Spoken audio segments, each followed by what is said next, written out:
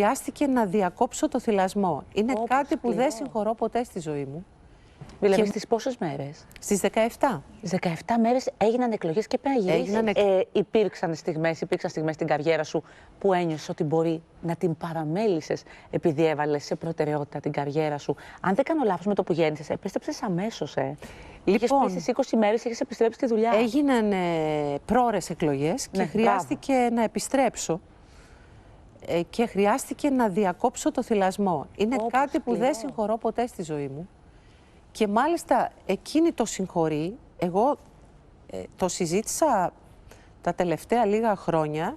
Πήγα σε ψυχολόγο και συζητώντας μαζί της μου είπε ναι, έχεις δίκιο. Είναι πολύ βαρύ να αφήνεις το παιδί σου όταν το θυλάζεις, κατά τη διάρκεια του θυλασμού. Δηλαδή στις πόσες μέρες? Στις 17. 17 μέρες έγιναν εκλογές και πρέπει να γυρίσεις. Έγιναν εκλογές και δέχτηκα ένα τηλεφώνημα που λέει να επιστρέψεις. Καλά, και αυτή η κατανόηση δεν είχαν, συγγνώμη κιόλας. Δεν υπάρχει κατανόηση στην τηλεόραση. Τι είναι αυτά τα πράγματα.